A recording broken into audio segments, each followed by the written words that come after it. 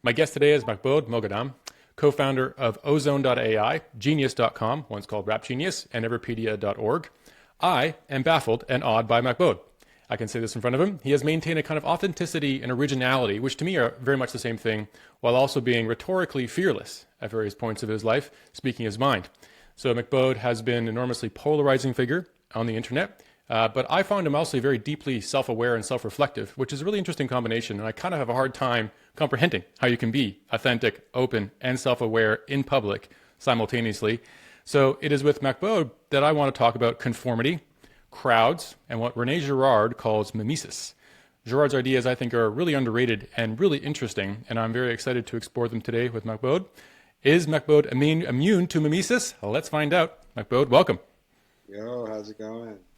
So my first question is, have you ever been a scapegoat?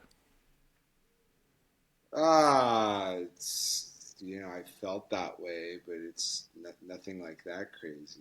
What made you feel that way? So like, you've encountered, you could argue that your exit from the startups, others that you founded, at least from Genius anyway, wasn't necessarily triggered entirely by your own actions. I don't know. Like, I could imagine that there were instances where you felt oppressed. I don't know. What's the right word? Like, tell me more about this. So when the Genius beef happened, I I felt like I'm getting treated bad, but at the same time, I realized I'd done something wrong. Okay. The one quibble I had was my quote unquote wrong behavior had actually been egged on.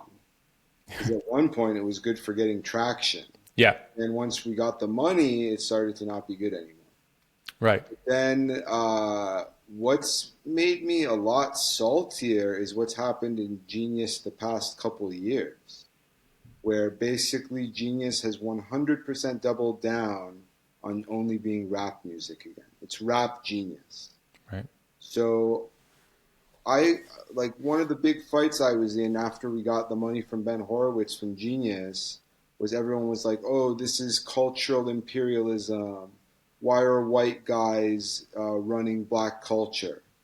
And I was like, first of all, I'm not white. My co-founders are white. Second of all, we want to expand to Bible and poetry. I put more work into Bible and literature than I did on rap when I was working at Genius. That was my goal. Someday I wanted everyone to be gathered around Bible Genius, and one of the Bible kids is like, originally this site was only for rap lyrics. Mm. No way, they do rap lyrics. I wanted us to be that big. But now that we've doubled down on this, I'm kind of agreeing with these hipster pitchfork critics who were talking shit in 2012. Which is why I've been calling for my co-founder to resign. My co-founder is still the CEO. He doesn't know anything about rap. He's like totally clueless. I'm sure none of the staff respects him. But for some reason, he won't resign. Now that, I wrote these articles and I've been on all these podcasts and stuff, it's starting to get traction. I called for Kanye West to become the CEO. It seems like he definitely knows about it. Seems like, hopefully he's showing some interest in it. His fans are definitely into it. And my CEO is just completely quiet. I guess he's like waiting for it to blow over or whatever. But it's like, no, I left when it was inappropriate. So now if you don't want me to feel like a scapegoat, you need to do the same thing. Like I manned up. I could have sued when I left. I had a lawyer who wanted me to sue. Didn't even want to charge me. I didn't do it because I cared about our product.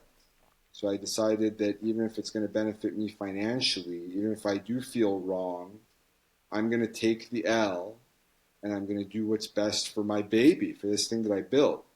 So now I need the CEO to do the same thing. The president did it. The president is married to the CEO of The Wing. She got kicked out of The Wing last year because there were complaints about her being racist. So then the CEO, after my article came out, my article was kind of inspired by Audrey resigning. Hmm. After that, the CEO made the president resign. And I guess he thought that would be enough. He's like, okay, we got rid of the president. Like, are you satisfied, Mahbod? It's like, no. you need to go too, buddy, because you're the one who knows absolutely nothing about rap. Like the president at least had like a mild interest in rap. He wasn't like a hip hop head. But the whole reason we made the site is because the CEO knew absolutely nothing about rap. And then one night I was explaining a rap lyric to him, and that's when he got the light bulb in his head. So it seems to me like that large changes like that tend to be catalyzed by, bringing it back to this Girard idea, is a mob, right? So when enough people get upset or excited enough about a perceived problem, then somebody's got to go, right? Heads must roll. And have you, like, do you feel like maybe that your own departure from there was such an example, right? To deflect criticism, perhaps in some way, from an organization? Mine wasn't as much mob. I guess there was some mob stuff to it, but mine was more connected to press. There's two mobs. There's the people, and then there's the press. Okay. I obviously have way, way more respect for the people because the press, I'm someone who I hate the New York Times. I think that there's fake news. I think there's a lot of shady stuff going on. So, the press has always been against me. The people, I don't think had that much of an issue with me. I hope not. I guess there was some beef with me on Twitter.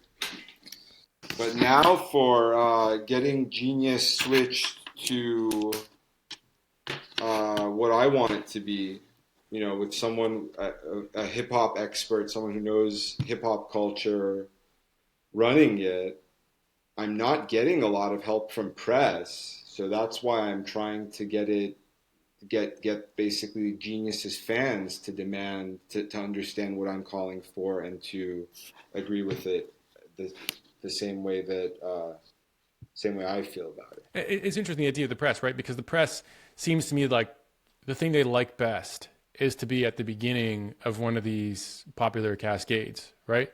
Because that generates the views and that gives them prominence. So it feels to me like the press are, your point there about kind of having beef with the press periodically. I mean, man, I've seen it, right? I've gone through the old Gawker archives and seen some of the stuff like that they write. In particular, although Gawker's maybe a little of an unusual example. Well, Gawker's finished, thank goodness. Yeah.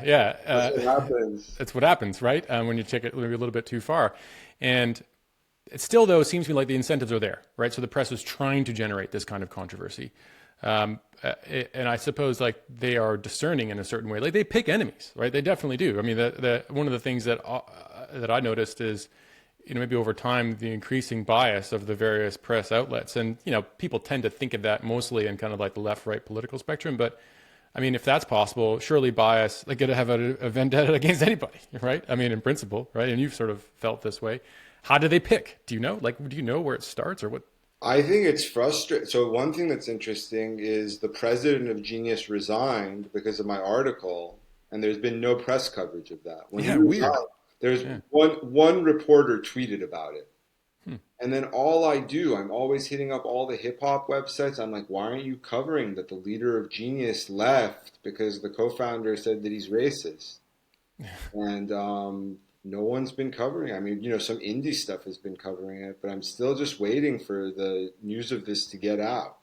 And it's crazy how just like surreptitiously they removed him. Like they got rid of his LinkedIn, they got rid of all of his social media. Oh. And you once who probably were, you mentioned, you referenced to it a minute ago, like you sort of made a career of surfing the press in a certain way, right? I mean, my impression, and you tell me what you think about this, of the value you brought to what was then Rap Genius in its kind of developmental curve was generating publicity, generating interest, right? So how is it that you're having trouble doing that now? Do you have like a mental model for what you were doing differently back then? I think that certain Genius-related topics, the press is blacklisted from covering. Huh. And it's really messed up. Like the press is supposed to be all woke and stuff.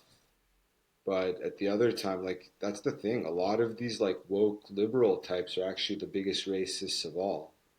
Perfect example is the Biden administration, or like Biden himself. I think this guy is like one of the most racist people who's ever been president in this country. And then he tries to pretend that he's woke and stuff. So it's the same kind of press you're doing. So the funny thing is, back then I wanted to be friends with these types of people, like all of Hmm. these hipster Gawker writers and Pitchfork. So the way I got into trouble with Gawker, like the way I became such a focal point of their hatred, was I wanted to be friends with Sam Biddle. He's the guy who got into trouble and they had to shit can him. But I thought he was funny. I thought that he would write like very well researched articles. So, for example, right after I had my brain surgery, he was one of the first people who I messaged. I was like, listen, this is why I've been starting fights. I just had a brain tumor. And then I thought he's at least going to write something like, hey, this guy, he's kind of nuts, but he just had brain surgery.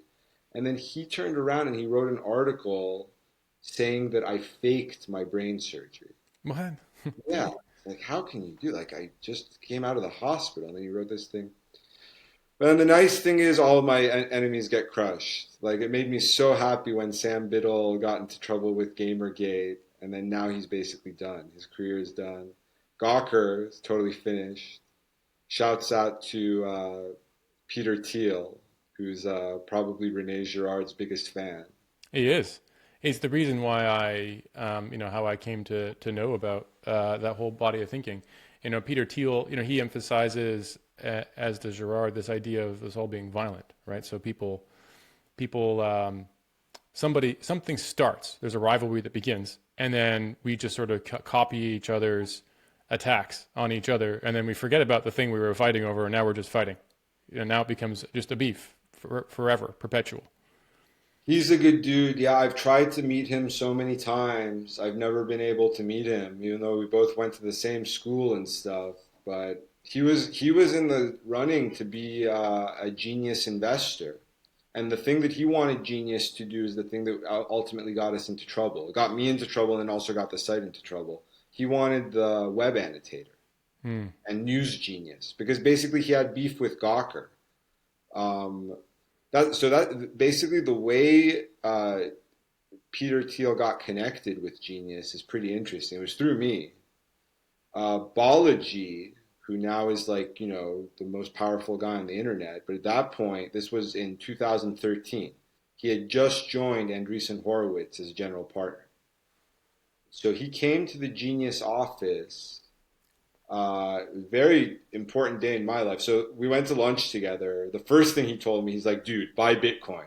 If you have any money, buy Bitcoin. So I was like, Interesting. okay. And I looked at him and like, he has like these piercing green eyes. So I was like, okay, I'm doing whatever this man says. And then Nas was an angel investor in Genius. He invested before Ben Horowitz did. So then he goes, uh, by the way, Peter Thiel wants me to ask you, can you tell Nas to make a diss song about Gawker? And I was What? like, okay. I remember I messaged Nas about it, and he was like, "What the fuck are you talking about?" And I'm like, Peter Thiel wants it, but that didn't happen. He didn't care Yeah. about Peter Thiel. Then the reason he got so Balaji really really helped us. He made us put together a pitch deck, all this stuff to pitch to Peter Thiel.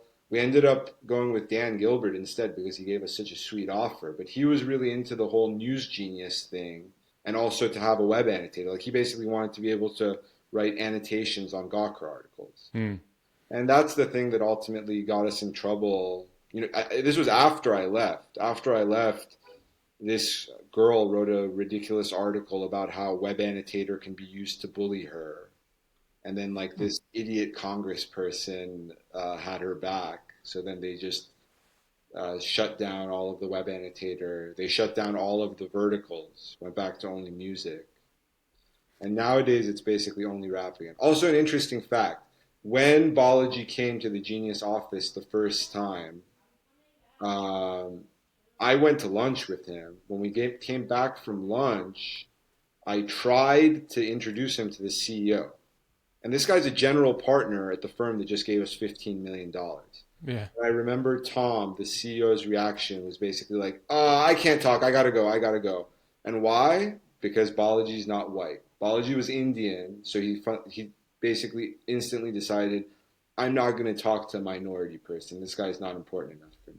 And he didn't even believe me that Balaji's a general partner at Andreessen Horowitz. He was like, no, you got this wrong. You got this wrong. And the next time we were hanging out with Ben Horowitz, we were at Ben Horowitz's house. I said, by the way, Ben, can you tell Tom that Balaji actually is a general partner at Andreessen? And Ben goes, Balaji's the next Einstein. He's brilliant. And Tom was kind of like blown away. He's like, wow, so I should have actually taken that guy seriously? Like, I thought he's a minority. So this is why I'm like, we need to get rid of this guy. We've just got like a rampant racist who's running the biggest black culture website in the world. So do you think that do you think that there's here's something I noticed about you, right? You're a passionate guy. And it feels to me like you have to have that. If anything, I would say, I tend to prefer crimes of passion, right? So like people who overdo the passion side as opposed to overdo kind of an indifference or coolness side. But the incredible thing to me is this idea possibly that somebody can build an amazing company and not be passionate about it. Like where does that, does that happen? How does it happen? How do you interpret that for me? No, the passion is really, really important. It's important to drink the Kool-Aid. Yeah. Uh, it's funny because back in the Genius days, the CEO always agreed with me about this stuff. We would always tell, like when we were giving pitches to investors and stuff, we would talk about how all of the executives of Philip Morris were smokers. Like that's why they became successful. If they actually thought of themselves as merchants of poison. So now I don't know why he just doesn't follow where I'm going with this. Like at the time, why we thought it's okay what we're doing is because we thought we're going to expand into all of these other verticals. But now that it's a hip hop culture website, like he can't possibly think that he's drinking the Kool-Aid anymore. So it's funny, like I used to think of not just myself, but my co-founders as well as being ultra passionate. I thought we Right. were really, really doing, but then now the passion is gone. For them, I still have the passion, but then again, I'm the only one who actually was a hip hop fan. But even I don't think that I'm qualified to be the CEO. Aside from all the controversies I've gotten into, I don't even think that my uh, involvement in hip hop culture is enough for me to be the Genius CEO. Also, I So would never want to be the CEO of anything, but we need someone. Kanye is my top choice, but then I made a list of the top five choices I have, like someone like Puff Daddy, someone like Pharrell, who's one of our angel investors, someone, if you want a business person, someone like the guy who runs The Source. Uh, there's a lot of good people who could make this into world class. Also, my dream. So, if Kanye becomes the CEO, I thought what could be cool is that Genius could become a record label. hmm. Kind of like, Kanye had a tweet storm about how much he hates record labels. And he said he wants something to be like Y Combinator for rappers, the same way that Y Combinator started getting fair, transparent deals for tech entrepreneurs, do the same thing for rappers. I think the best platform to build this on would be Genius. Everyone loves Genius. Right now, Ozone is my full-time job, but still every day I get several rappers message me on Instagram like, hey, let me get an interview on Genius. So that's basically how you know you've arrived as a rapper, is when we give you the yellow screen interview. Hmm. So let's turn that into a record label. I want to see Genius Records. That's something that I would be ultra, ultra passionate about. And I'd be giving, I mean, I'm already giving the site my full 100% support, but then I'd be giving 150% support. The one thing we're trying to do right now is live concerts, Genius Live. Hmm. It's a good idea. Like again, if I was running it, I could do all kinds of cool stuff with it, but there's no passion. They basically did three shows, not none of them even with particularly interesting artists, and then since then just quiet. So I feel like there's potentially a world of, insufficient, like think about like in any kind of art form. And so you're going from, like a content creation from audiences or, anonymous people to like being deliberately creative, right? I mean, probably or at least you're getting a step closer because now you're selecting artists and you're trying to make picks about who's going to be good and your record label and all the rest of that. So to me, it seems like that is itself a creative act. And I don't see how you can, coming back to, I think I'm taking, and you tell me if I'm wrong, taking the ascent of genius, rap genius at the time very seriously, where you had passion, you had controversy, right? And I think that any creative endeavor requires a little bit of pushing the boundaries. I think otherwise you're not, how do you know, how do people, why would they take interest in something that's not a little bit different and kind of, making mistakes or something like that? But how do you generate that? Like, where does it come from? Like, for you as a passionate person, like, where do your passions come from? Like, how do you manufacture that? You just got to pick new people. Like, what do you do? I don't think that the controversy tack is necessary. Like some of the stuff that I did a lot, like, so right now, every morning when I wake up, I used to never look at Facebook memories because I didn't want to remember the past. It was too painful. Really? Ever since quarantine started, every day I'm looking at my Facebook memories and then I'm deleting all the stuff that I'm embarrassed of. Is that right? I'm embarrassed of a lot of crap. Like I was really saying all kinds of stupid shit that, knock on wood, I hope I'm not going to say stuff like that anymore. But then they were encouraging me. At the time, we thought all press is good, so I was just trying to get in the press. But I don't think so. I mean, the thing is, no other tech startups are really controversial. Mm-hmm. No one else did what I did. So, and Instagram. Instagram has the most vanilla founder of all time, and they're the biggest app. So I think that I was overreacting, but again, it's not my fault. I'm the scapegoat. At the time, I was just doing what we mutually agreed was the right thing to do. Is that right? So there was an explicit strategy to, like you say, all press is good press. I mean, hey, you're not the first person to say that. That's a fairly no such thing about publicity. That's a very common sentiment, and you're saying you don't think that's true. Yeah, well, also talking shit gets you press. That's why, in rap, I thought I had a carte blanche to start beef because in rap, battles and beef are one of the main vehicles for ascent of artists. Is that right? Yeah, okay. It's Tupac and Biggie. That's why, so the first time I got into trouble was because I was trying to start shit with Mark Zuckerberg. Okay. And I actually have a lot of respect for it.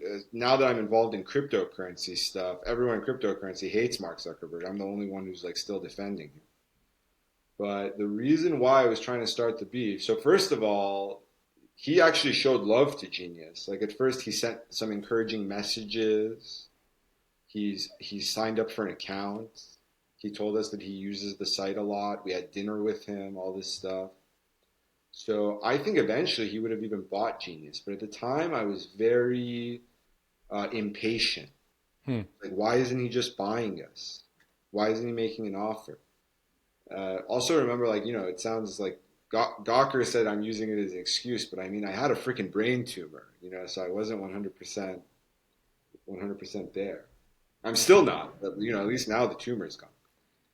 How did that influence? Like, do you remember? Like, is there a specific way that that it affected your behavior? No. I mean, I can just say okay. whatever because, I don't have a control group. I didn't live a life without a tumor. Yep. But obviously, it's a scary thing if you think about it. It was just like a big mass in my brain. That's crazy. Yeah. Twice, right? And then starting the beef with Zug, I thought this could actually make us closer friends because he had been kind of cool with us. He had gone to dinner with us. But for example, I originally got into trouble because at the dinner, I took a photograph of him with Nas. I posted him talking to Nas on the Rap Genius Instagram. Right. And he made me take the photo down. I had to write him a letter of apology. So it's kind of like playing hard to get. I thought that if I start beef with him, maybe that'll make him want to be our friends more. And also, you have to remember, we were always trying to milk the fact that we had all gone to Yale. So I was trying to make it into a Harvard versus Yale beef, kind of like Ivy League Biggie versus Tupac. Okay.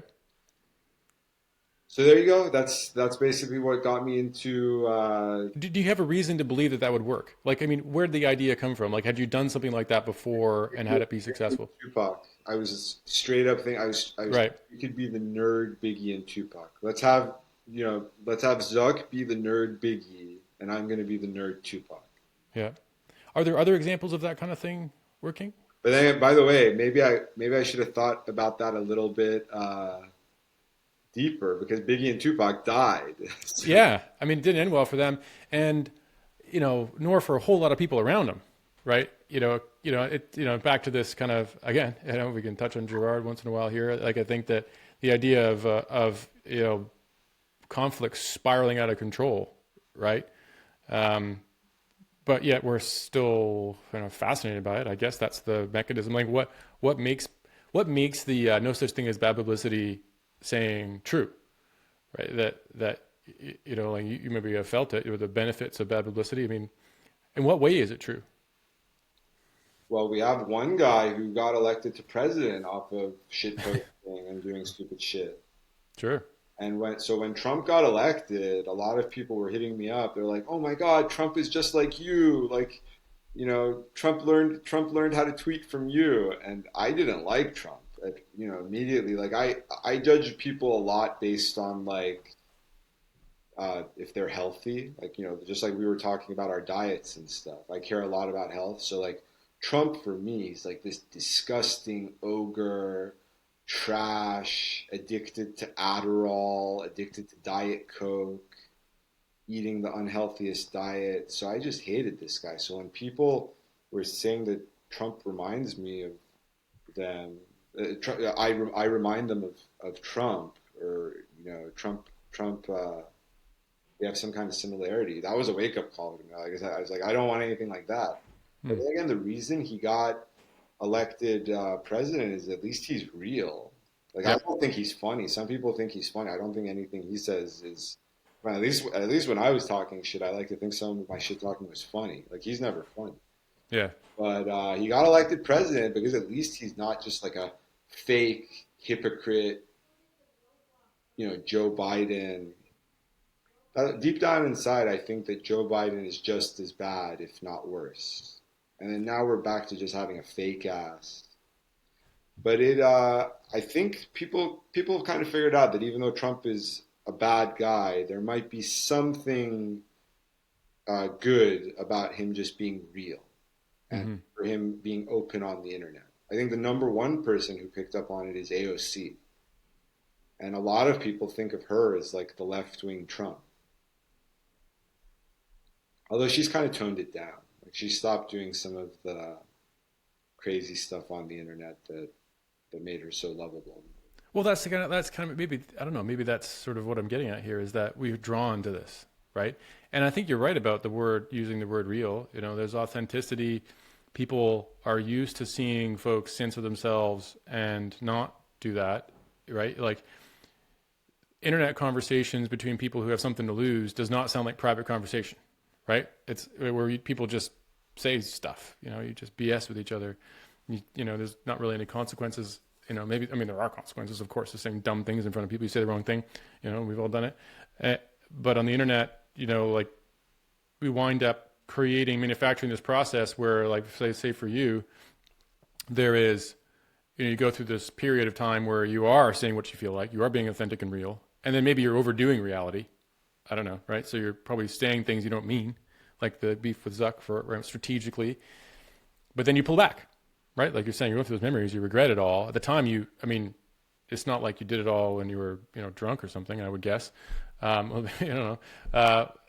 So like there was something there that made you feel the urge to do that, and then now that's gone, and now you're toned down. And the thing that I want to really kind of understand is which ones like, I know what's right and wrong, right? I know that you're not supposed to make fun of people. I know that you're not supposed to do bad things. I know that, like you can be, I don't know, you can be insensitive and you can put people down, and that's all wrong. I get all that's wrong. But in another sense, people love it. And so in a kind of weird way, it's, I don't know, is it also needed? Like, would a world without that stuff be a better world? Yeah, well, it's what you want to do is you want to do the good parts and avoid the bad parts. It's hard. I was experimenting with being real on the internet. Like, I'm one of the founders of being real on the internet. Yeah. So hindsight is 20. I learned a lot from my mistakes. But some of it is going to be here to stay. For example, brand accounts. I think that early internet provocateurs like me, like, Milo was hot for a while before he got canceled.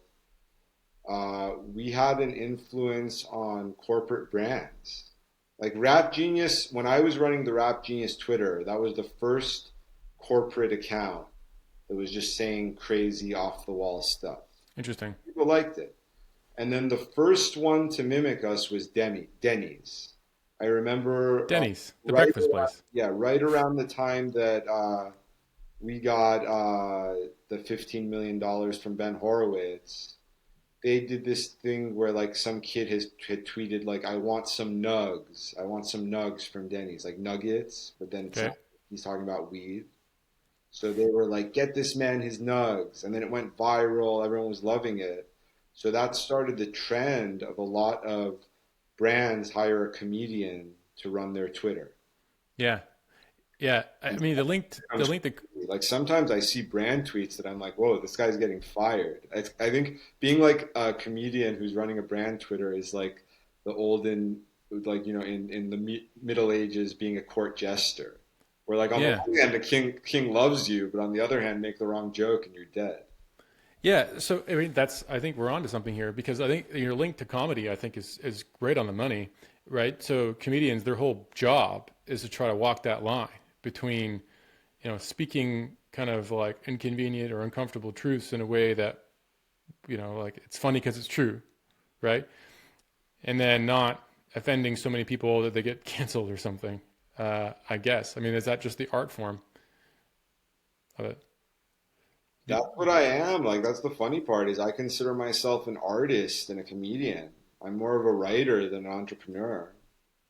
And I've been getting into trouble for this misunderstanding since even before Rap Genius. I remember I was supposed to work for Warren Buffett, and then Warren Buffett fired me before I even got to Omaha because he discovered my blog. Right. And my blog was a bunch of like poems and like literature stuff. I was basically trying to be the Persian Bret Easton Ellis. Okay. And I think that you touch on another point there, which I wonder maybe you could reflect on this. So you are an incredible ethnographic combination, Persian Jew, right? I mean, when I first heard that, it blew my mind. I mean, talk about, layers of kind of historical persecution, at least in the United States for that matter.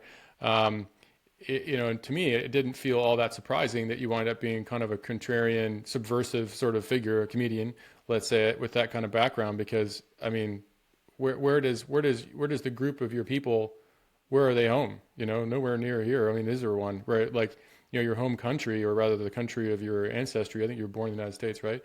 Um, hates, to put it mildly, the country of your kind of your kind of like sectarian heritage. I mean, that's crazy. Yeah, we have no home. Persian Jews, that's kind of what I studied in college. I think that might be part of why we get into so much trouble. It's not just me who's making trouble. The Tinder guy, who's also a big troublemaker, he's Persian Jew. Is he? The difference Interesting. is he's a rich Persian Jew. I'm a poor Persian Jew. They're called 310. They live in Beverly Hills. I'm 818. I'm from the Valley. So, Okay. because most of us live in LA. No one knows how many Persian Jews there are. No one knows where they're actually located. But it seems to me like if I had to guesstimate, I'd say about half of us are in Los Angeles. Hmm.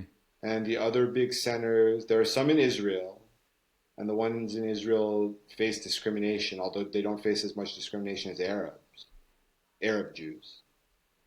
Um, some are still in Iran, but supposedly like only the really really rich ones are actually in Iran because like anyone who only the stuff who had a lot only the ones who had a lot of stuff to lose bothered to stay there. Everyone else just got scared like my family did and they moved to LA. Hmm. But part of it is that we don't have a home like Iran because no one Iran does have a history of Persian Jews like that Purim last week was Purim. Purim, the story takes place in Iran. It's with the Persian king, and he's got one advisor who wants to kill all the Jews, but he decides that he likes the Jews. So there was always a connection. It's funny actually. The village my dad grew up in, that was one of the villages that had a lot of the Jewish population. and they had a shrine, and the shrine was supposed to hold Queen Esther's crown. So that was like the place that everyone would go to worship. But that's not where, the Iranian Jews haven't been there since the Purim days. Most of them came, so my family, perfect example of where Iranian Jews came from. My dad's grandparents came from Russia, and my mom's grandparents came from Spain. Hmm. And the reason they chose Iran is because in the 1800s, Iran was actually one of the most Jew-friendly countries in the world. Really? Iran had a king for about 75 years, the same king. And he was a do-nothing king. Like, he really just didn't give a fuck. So it kind of became, he was like the Calvin Coolidge of Iran. So that kind of just became a place, especially that's when Russia was having the pogroms. Russia in the 1800s basically tried to do the Holocaust. They just weren't good enough at it. So that's why my dad's family moved to Iran, was to escape the pogroms. So now we just don't have a home. Like, is LA our home? Is Iran our home? Is, Spain and Russia our home? Is Israel our home? It's just kind of like we're homeless. And that's why it's a very toxic culture, especially in LA, where basically there's a TV show about it called Shahs of Sunset, where we're famous for being for being wealthy, and Beverly Hills, which is the famous rich suburb of LA, is like 50% Persian Jews. But everyone hates us. Everyone just thinks of us as being nouveau riche, wearing garish clothes, too much makeup, uh, tasteless sports cars, including me. Like, at this point, one of the reasons I moved to New York is I basically decided I don't want anything to do with Persian culture. Really? So, like, tell me the cultural identification, like LA, Persian culture, Jewish culture. Uh, where do you, if you're to like kind of allocate your allegiance, not allegiance, that's the wrong way. Because you can, I'm from a small town. For a period of time, I rejected that. I don't have nearly as interesting a biography as you, but I hated it for a while. But it was still who I was, and you can run from it, but it's still who you are. So, like, who are you? Which culture do you identify with? I am American through and through. It's funny. So I had an edit war on my Wikipedia page. I hate my Wikipedia page because I started the competitor to Wikipedia. I started the competitor to Wikipedia because they wouldn't let me have Wikipedia.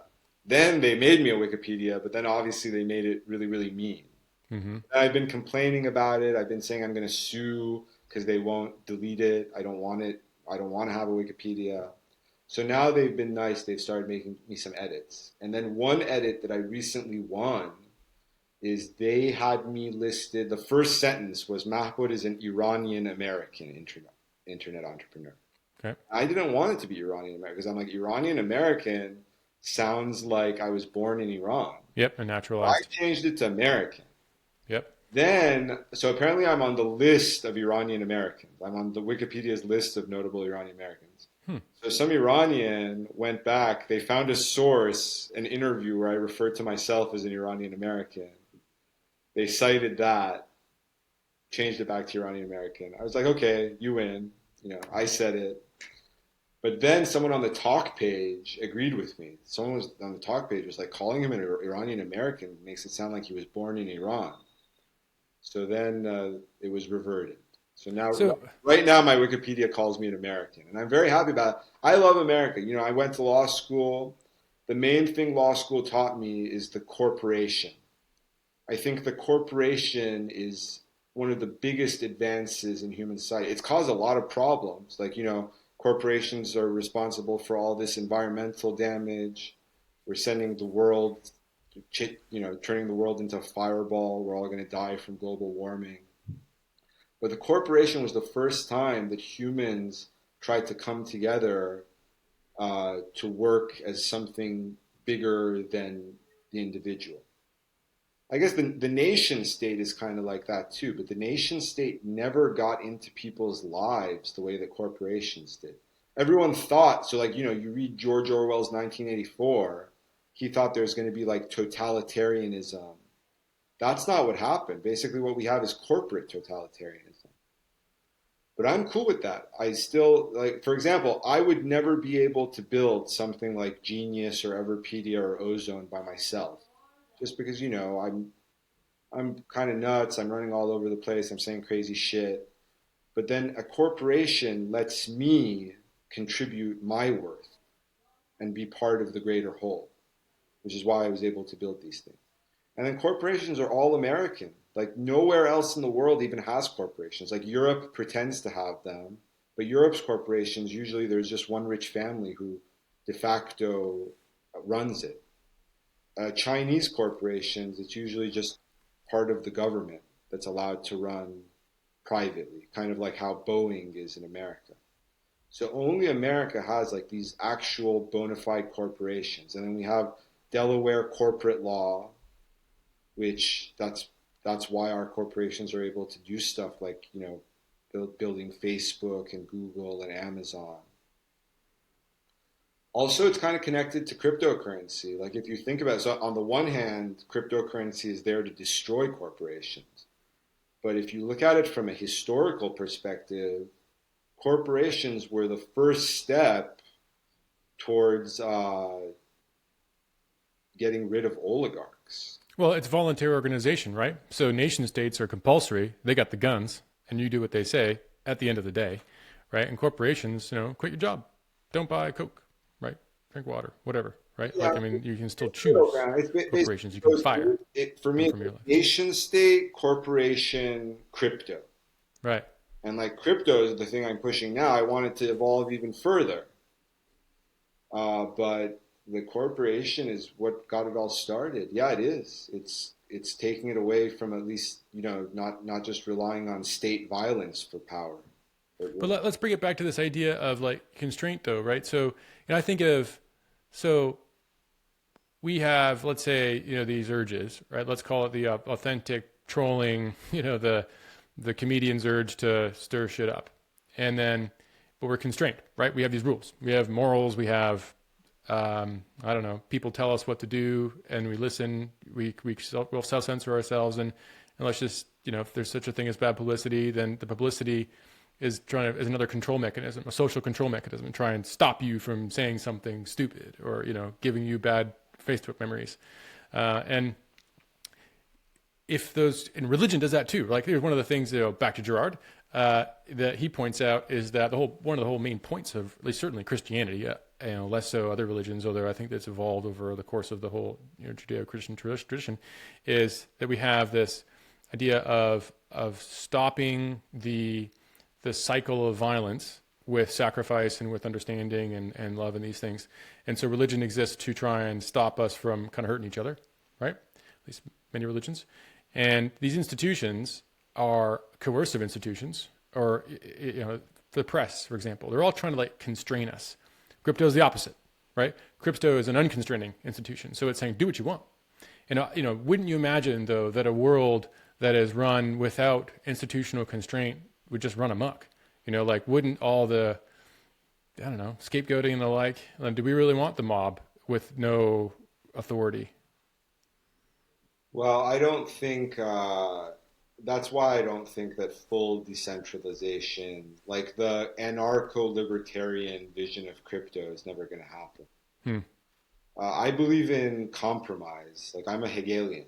I think that there's always going to be thesis, antithesis, and then they form together to synthesis. Yep. That's kind of like what happened with the internet. The internet was, crypto is part 2 of the internet. And Yep. the internet, for me, is that's my life. That's basically what I'm doing with my life. It gave people a lot more freedom. One thing that's good about the internet is that it's messing up media's stranglehold. I hate the New York Times. I've hated the New York Times since I was in college. New York Times is still powerful. They're still a force of evil, but at least they're running out of money now. So overall, I feel like I'm winning the battle against the New York Times. And a lot of that is because of the internet. The internet, it's just democratized journalism. So what did you not like about the New York Times? Then, now, has it changed? Is it a different thing? What was the thing that you don't like? I don't like that they hire someone full time to be a blogger. Being a blogger should be a stay-at-home part-time job. And a lot of people should be doing it, and only if they write something that's viral and hot should it go to a mass audience. So what's the problem with that though? Like, why does that hurt? Thomas Friedman gets to blog. It's just some crap that he wrote when he's sitting in bed, the same as like when I'm writing my Facebook posts. And everyone pays attention to this guy. Like he's not that smart. On the one hand, I read The Lexus and the Olive Tree. I respect that book. He's had some things that I think are good, but like 90% of the stuff he writes is crap. He probably even thinks it's crap. Like sometimes he probably is thinking to himself, "Oh God, I don't want to write anything this week. But what am I going to do? They're paying me 200K a year. Got to earn my paycheck." So what is it about the New York Times that makes that bad? New York Times is just the biggest media. They're the ones who pay their reporters the most. They're the ones who give their reporters the most, like a sense that they're the king, they're the ruler. They're just very, very obnoxious. See, what I'm trying to get at here is this, like, they have an audience, big one, right? And that gives them authority, power. But then so do many other, like to me, like is the problem this institution called the New York Times? But let's say you kill the New York Times, hypothetically, then up pops another one. Because it's not like they're unique. Like there's lots of newspapers out there that are pretty similar, and they're kind of whatever slot in the political spectrum, if that's what you care about. But they have preferences, and to me, like I don't know that there's anything particularly notable at the New York Times, except they're the most popular. Maybe not. I don't know. In the kind of the social circles that I work in or live in, the New York Times is probably the most prominent voice. But I don't know. Like there are others, and I don't really. If I step back for a sec, I don't really see the difference kind of between them. Am I wrong? Do you think? Or Well, I think more and more people are seeing it that way. And that's why the New York Times, first of all, they need to stop paying Thomas Friedman 250K a year or whatever ridiculous salary he's making. He should be making first of all, he should only get paid on the results of his posts. And overall, someone who's just like blogging their opinions, the most they should be making from that job is like 50K a year. And they can do multiple jobs. Because Thomas Friedman's job, it takes him a couple hours a week. It's not like he actually has to work full time. He probably just has to go, he doesn't have to sit in the office anymore, but before Corona, he just had to go sit in the office and pretend he's working. He had to go to a bunch of stupid, useless meetings. But his actual work is only a couple hours a week of just writing his blog. And that's where crypto is going to take us. I think crypto is going to avail, now that all of the information is on the internet for free, now all of the value can go to who it belongs to on the okay, internet. interesting. Going at first for no reason it was going to the New York Times. Then Mark Zuckerberg pulled the rug out from under the New York Times. Now the New York Times isn't getting any more money. They got a bailout from the richest man in Mexico, who's like an oligarch dictator. So obviously they can't say anything mean about him. He's basically running their whole paper, just like the oligarch of Australia is running the Wall Street Journal. I guess that's better than the oligarch of Mexico. He's at least a little bit more of an ethical guy. Actually, I like Rupert Murdoch, but still, it's weird that he basically gets to run the Wall Street Journal, just like it's weird that Carlos Slim gets to run the New York Times. So now it all basically just goes to Mark Zuckerberg, and he's worth hundreds of billions of dollars. So now you have Australia. Australia's like, well, that's not fair. If Facebook's making all this money, then you need to give some of the money back to the newspapers. And it's like, on the one hand, that's the stupidest thing I've ever heard. On the other hand, I actually follow their stupid logic, but it shouldn't only be to the newspapers. Facebook should be sharing the wealth with everyone who creates the content. And that's where the decentralization in crypto is going to come into play. Right. So they need to give Facebook stock, micro payments of Facebook stock to whoever's writing this stuff. And they need to give even smaller micropayments of Facebook stuff to everyone who's reading this stuff. And that's where my second and third companies come into play. Everpedia is basically trying to pioneer the crypto method of paying people for writing stuff. And then Ozone is trying to pioneer the method of paying people for reading stuff. How's it going? It's good. It's good. The writing stuff. So writing stuff, it was hard. It was hard to get people to write for crypto because also I think so. Now I left Everpedia. Now if I were at Everpedia, my job would be much easier just because crypto's hot again. People are trying to learn how to use the wallets and stuff. And Everpedia is going really well. Still, I'm not there with the passion anymore, but it's still successful. But then with Ozone, it's nuts. Right now, people are willing to do stuff. They basically, it's a really good marketing pitch. Like this week, we premiered Ozone Games, where you're playing trivia, and then for every question that you get right, you get compensated. Not that much, but you're getting something.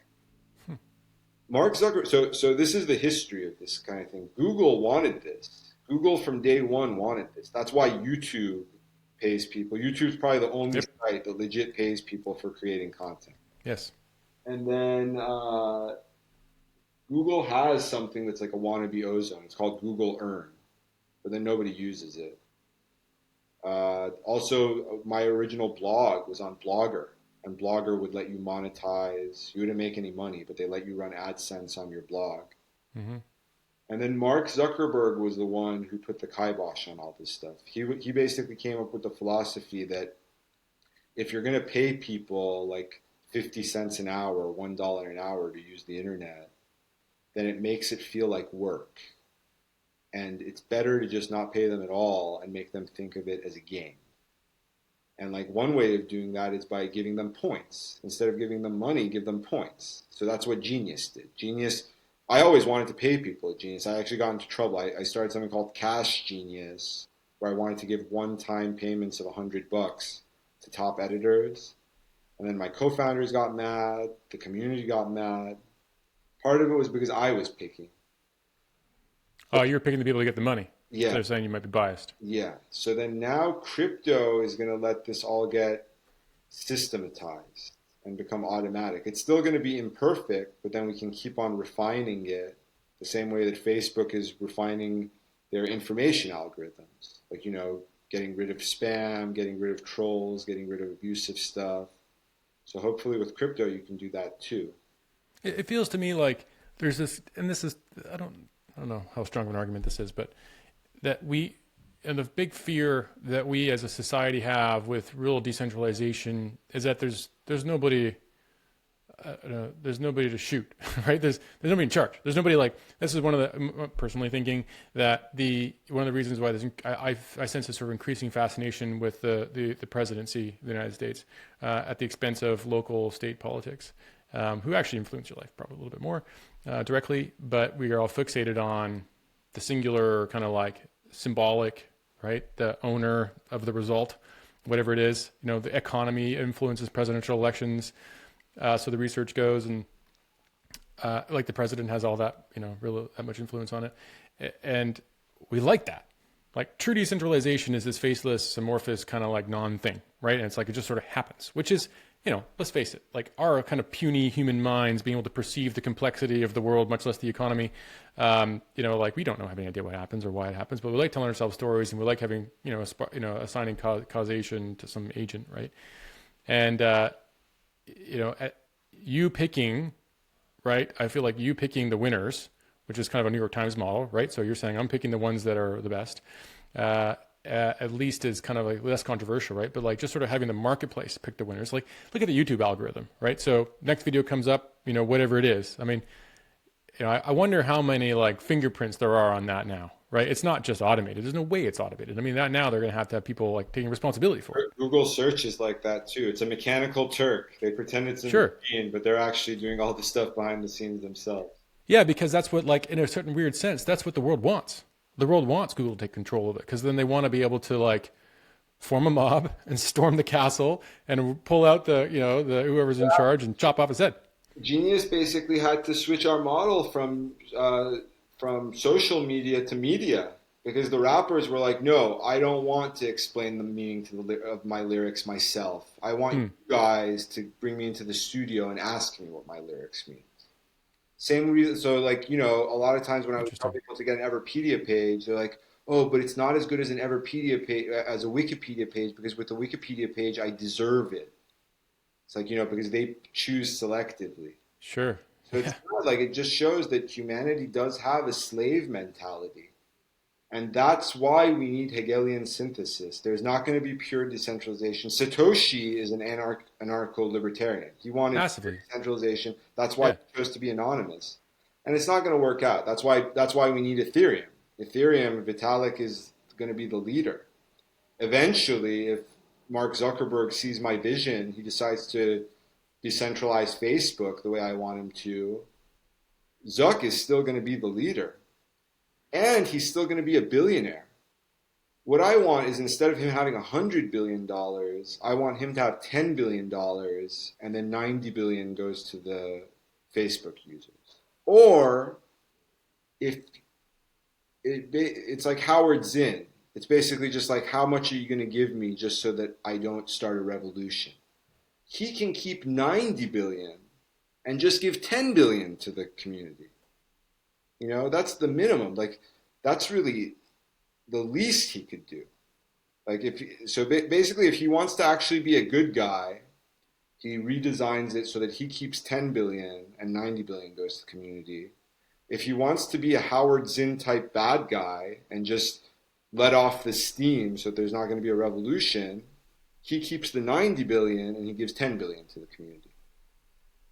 Or somewhere in between. Maybe he keeps 50 billion and he gives 50 billion to the community, something like that. But then it shouldn't be 100 billion for him and zero for the community. That's just insane. Well, And if the guy who started Ozone, he was an executive at Facebook.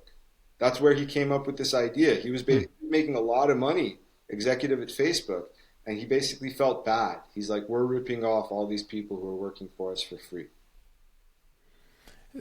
I don't want to. I think about, like, product development, kind of like, I don't know, like body of knowledge. You got to think about what's the riskiest assumption behind the business or some kind of innovation, right? It seems to me that the riskiest assumption behind crypto is that we don't actually want our control, right? You said, strong kind of word, slave mentality. I feel like that exists. People don't want to think for themselves for the most part, but they do want to have, they want to have an authority figure that they can hate in a kind of weird way, right? Somebody who can blame, and that feels good, be able to blame somebody. And I just wonder what do we do with that energy if we don't have somebody to blame? You want someone to blame, but the positive side of that is sometimes you want someone who's more articulate than you, representing things that you agree with. Great point. How republics work, like that's, we don't have direct democracy. We pick elected officials. And then with stocks, unless you're an activist shareholder, usually you just have someone voting for you by proxy. But sometimes you can be selective of the proxy. Crypto has stuff like that. Like Everpedia is pioneering that stuff. Like, all of your IQ, people who hold IQ tokens get votes, but they can assign their votes over to someone who's active. So then it becomes sort of like a republic, voting type stuff. Isn't it amazing? This is something that occurred to me as I was like kind of digging into the crypto world a couple of years ago. Is that it really is like a social science? It's a social innovation. Like that, you think about the technology that sits behind Ethereum. Like, under any objective assessment of the speed of computing, it sucks. Like, I mean, you can't do anything technologically with that right now.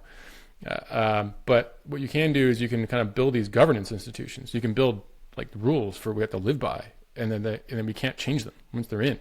Like, that's a social science innovation. That's not a technology thing. That's incredible to me. Exactly. No, the crypto, the tech is already there, but we have people trying to figure out the best ways to design the architecture. Like Brock Pierce, he's one of the big guys who's behind Everpedia's thinking. Everpedia got a lot of our inspiration from Steemit. Steemit was like the first real, legit crypto community with traction. Unfortunately, it fell apart, but it's a harbinger of what's getting ready to come. So we're in a minute left. So Mahbod, maybe you can tell us anything you'd like to promote, to say. Where can we find you on the internet? How should people seek you out if they're interested in what you're up to? Messaging me from Instagram is good. That's probably the best way to hit me up, and hopefully you'll want to use my products. You'll want to join. This is very exciting. I think Mark Zuckerberg was wrong. I think that if you give people, so one thing that crypto has made me realize is you only need to give people a small stake. As soon as you give them a small stake, they become part of your team. Like I know people who have invested $500 in Bitcoin, but now they're suddenly like obsessed with Bitcoin because it's fun. They want to be part of a game. It's still a game, but they just want to root for someone who they actually have a logical reason to root for. Yeah. That's why I think Mark Zuckerberg was wrong. People think that getting paid for the internet is work if you pay them in dollars. But it actually makes it an even more fun game for them if you pay them in stock, especially if the stock is paid out like IQ points. They're just points you get. So that's what I'm all about. I want people who want to play my game. It's a fun game, like Ozone's game, straight up fun. You're just playing a fun trivia game. It's like something that people do at parties, like, drinking stuff. But then you also get these points, and then the points are worth money, but then the money goes up and down depending on how well the system you're playing the game in is doing. And I think that is actually going to motivate people a lot more. So Zuck was totally wrong. Mad respect for you, Zuck. But the problem was you were right that you shouldn't be paying people in dollars, but you should be paying people in Facebook stock. Like I was one of the earliest users of Facebook. I was on Facebook when it was only Ivy League schools. And I was one of the first people who was just going nuts on Facebook, creating a lot of content, trolling, leaving mad comments, all of this stuff. I deserve some Facebook equity. I mean, I own Facebook equity because I bought it. But the day that I already have mad respect for Zuck. But when I'll have ultimate respect for Zuck is when he comes up to me and he gives me millions of dollars in Facebook stock just as a thank you for being one of the people who built up the site over the past, what has it been, like 16 years. Well, I'm not sure you should hold your breath for that, Mahbod, but I believe, we've got the Twitter guy. I hate the Twitter guy, but he's doing great stuff. He wants to make Twitter decentralized. He wants to do to Twitter what I want Zuck to do to Facebook. So if Twitter does it, then I think that's going to make Zuck do it too. And I think he's a good man. Like he's not good at expressing himself. It's kind of hard for him to speak. He's got the opposite problem that I have. And he's very shy. It's so hard for him to be a public figure. Like he even got bothered by me taking his photo and putting it on our Instagram. But I ultimately believe he's a good guy. I don't think that he's doing it for the money. His family's already rich. I think he's doing it because he wants to improve the world. And I do think that he's passionate about crypto. So once he sees where it's going, he's going to decentralize Facebook. That would be my dream come true. I'll spend even more time on Facebook and Instagram than I already do, just trying to earn my Facebook coins. All right. Mahbod Moghadam, thanks very much. It's a pleasure. Thanks so much.